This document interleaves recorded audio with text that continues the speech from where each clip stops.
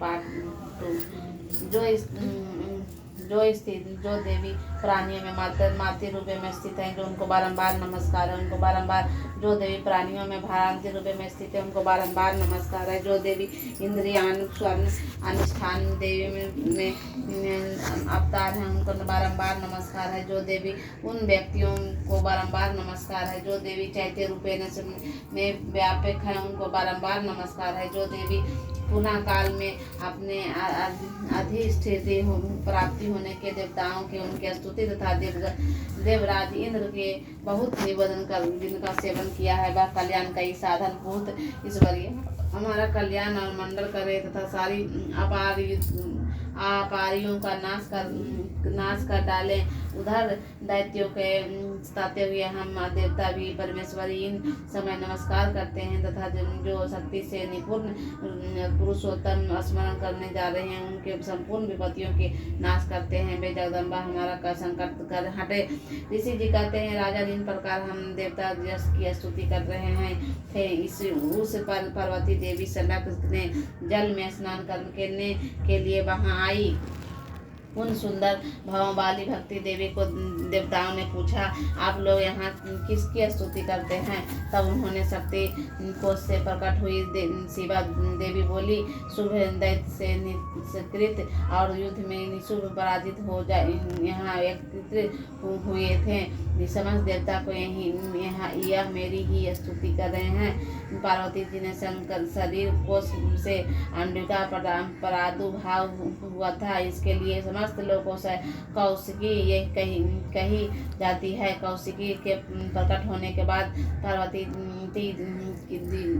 देवी का शरीर काले रंग का हो गया। तब वे हिमालय पर रहने कालिका देवी का नाम से विख्यात हुई। तदंतर शुभ निशुभ निमृत चंड मुंड वहां से आए और उन्होंने परम मनोहर रूप में करने वाली अंबिका देवी देखा।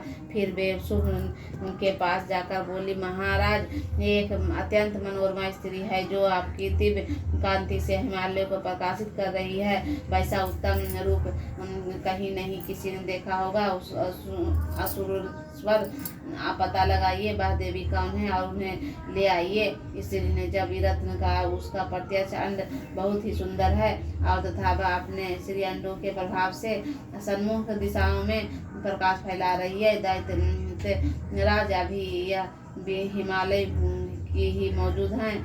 आप उन देख सकते हैं। प्रभु तीनों लोगों के मणि हाथी और घोड़े पर जितने भी रक्त हैं वे सभी समस्या आपसे घर में शोभा बढ़ाते हैं। हाथियों में रत्नभूत एतबार और पराजित वृक्ष में यह चंद सरवा घोड़ा यह सब आपके इंद्र ने दिए हैं। हंसों से जुटे हुए यह विमान भी आपके पास आगमन में शोभा पाती है। यह रक्तभूत अद्भुत विमान जो पहले ब्रह्मा जी के पास था अब आपके यहाँ लाया गया है। यह महापज नामक निधि के कुबेर से छीन लाए हैं। समुदाय ने भी आपकी खिनिगा नामक भेंट भी दिया है जो केशों से सुशोभित है और उसे कमल भी कहीं कुम्हलाते नहीं है। स्वर्ण की वर्षा करने वाला वरुण का छत्र भी आपके पास है तथा यह श्रेष्ठ रथ जो पहले से ही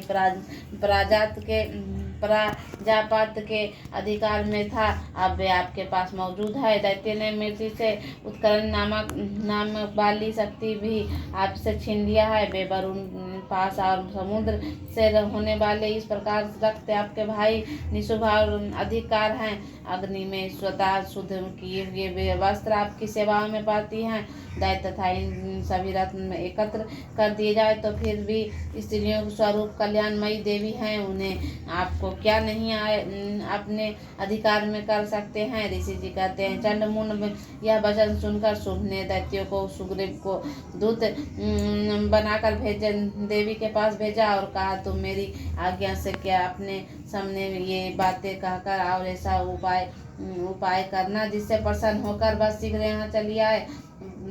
वह दूत पर्वत के अत्यंत रमणीय प्रदेश के यहाँ जो देवी मौजूद थी गया और मधुर वाणी में कोमल वचन बोला। दूत बोले, देवी दैत्यराज शुभ ने इस समय तीनों लोगों के परमेश्वर हैं। मैं तुम्हें भी भेजा दूत हूँ और तुम यहाँ तुम्हारे पास आया हूँ। और उनकी आज्ञा सदा सब देवता एवं स्वर्ग में मानते हैं। जिनको उल्लास नहीं कर सकता है वे संपूर्ण देवताओं के पराजित कर चुके हैं। उन्होंने तुम्हारे लिए संदेश दिया है कि सुनो, संपूर्ण त्रिलोकी मेरे अधिकार में है। देवताओं भी मेरे आज्ञा के अधीन है। संपूर्ण ज्ञानों से भागों से मैं पृथक भोगता हूँ। तीनों लोकों में जितने भी श्रेष्ठ रत्न है वे सब अधिकार में मेरे हैं। देवराज इंद्र का वाहन एतबार जो हाथियों में रक्त समान है मैंने छीन लिया है। श्री सागर का मंथन करने के जो अक्षर उज्जैन सर्वा प्रकट हुए थे उसे देवताओं ने पैरों से पढ़कर सम्मिलित किया है। सुंदरी, उनके सिवा मैं जितने रक्तभूत पदार्थ देवताओं, गंधर्व और नागों के पास थे वे सब मेरे ही पास आए हैं। देवी, हम लोग उन्हें संसार की स्त्रियों के रक्त मानते हैं। अब तुम हमारे पास जाओ, क्योंकि उपभोग करने वाले हम हैं। चला कटा छोवाली सुंदरी, तुम मेरी या मेरे भाई पराक्रमी निशुभ सेवाओं में आ जाओ, क्योंकि तुम रत्न स्वरूपा हो। मेरे वरण करते हुए भी तुम तुलना रहित महान श्रेष्ठ प्राप्ति होगी, ऐश्वर्य की प्राप्ति होगी। अपनी बुद्धि के विचार मेरी पत्नी बन जाओ। ऋषि जी कहते हैं, दूत ने यह कहने पर कल्याणमयी भगवती दुर्गा देवी जो इस गणतंत्र को धारण किया है मन ही मन गंभीर भावनाओं से मुस्कुराई और इस प्रकार बोली, तुम्हें सत्य कहा, इतने ही तनिक मिथ्या नहीं है। तो शुभ तीनों लोगों का स्वामी है और निशुभ उनके पास समान पराक्रमी है। किंतु हम इस विषय में मैंने प्रतिज्ञा ली है कि उसे मिथ्या कैसे करूं। मैं अपनी अल्प बुद्धि के कारण पहले से ही प्रतिज्ञा ले रखी हूँ। सुनो, मैं जो मुझे संहारों में जीत लेगा, जो उसे अभिपूर्वक चूर कर अभिमानों को चूर्ण कर देगा, इस तथा संसार में जो मेरा समान बलपूर्वक होगा वही मेरा स्वामी होगा। सिद्ध, इसलिए तुम शुभ अथवा महादैत्य निशुभ स्वयं ही यहाँ पधारे और मुझे जीत कर शीघ्र यहाँ से वाणी ग्रहण कर ले। इससे विलंब क्यों अवश्य करें। दूत बोले, देवी तुम घमंड से भरी हो, मेरे सामने ऐसी बातें न करो। तीनों लोगों के कौन से ऐसे पुरुष हैं जो शुभ निशुभ के सामने खड़ा हो सके। देवी, अन्यथा दैत्यों के सामने सारे देवता शुभ युद्ध में नहीं ठहर सकते। फिर तुम तो अकेली स्त्री हो, कैसे ठहर सकती हो। जिस शुभ आदि दैत्यों के इसके सामने इंद्र आदि सब देवता भी युद्ध में खड़े हो रहे हैं, जिनके सामने तुम्हें हो जैसे आओगी। इसलिए तुम मेरे यह कहने का शुभ निशुभ पास चले जाओ। ऐसा करने से तुम्हारी गौरव की रक्षा होगी। अन्यथा आप जब केस पकड़ कर घसीट कर तुम्हें यहाँ से प्रतिष्ठा होकर जाना पड़ेगा। देवी बोली, देवी ने कहा, तुम्हारे कहना ठीक है। शुभ बलवान है और निशुभ भी बड़ी पराक्रमी है, किंतु क्या करूं, मैंने बिना सोचे समझे प्रतिज्ञा ले ली है। अतः अब तुम जाओ।